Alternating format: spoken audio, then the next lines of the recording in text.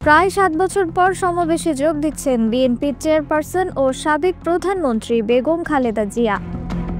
আগামী ২১ ডিসেম্বর রাজধানীর আগারগাঁওয়ে বাংলাদেশ চীন মৈত্রী আন্তর্জাতিক সম্মেলন কেন্দ্রে মুক্তিযোদ্ধা সমাবেশে প্রধান অতিথি হিসেবে যোগ দেবেন বিএনপি প্রধান।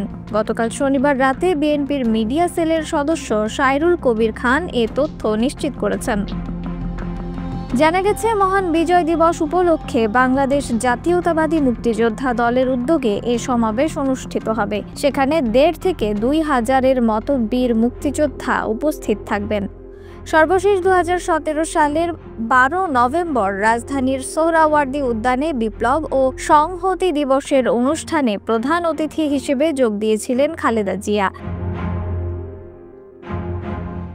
এর আগে গত ২১ নভেম্বর সশস্ত্র বাহিনী দিবসের সংবর্ধনা অনুষ্ঠানে যোগ দিতে সেনাকুঞ্জে গিয়েছিলেন খালেদা জিয়া। এর মধ্য দিয়ে দীর্ঘ অর্ধযুগ পর সশরীরে কোনো কর্মসূচিতে যোগ দেন তিনি। সর্বশেষ দীর্ঘ ৬ বছর পর গত ৭ আগস্ট নয়াপল্টনে বিএনপির সমাবেশে ভাষণ দেন চেয়ারপারসন খালেদা জিয়া। ওই ভাষণে তিনি নেতা কর্মীদের প্রতিশোধ, প্রতিহিংসা ভুলে শান্তিপূর্ণ দেশ গড়ার বার্তা দেন। তবে ওই দিন ভার্চুয়ালি ওই সমাবেশে যুক্ত হয়েছিলেন তিনি। দুর্নীতির ২ মামলায় খালেদা জিয়াকে কারাদণ্ড দেওয়া হয়েছিল তৎকালীন আওয়ামী লীগ সরকারের সময়ে।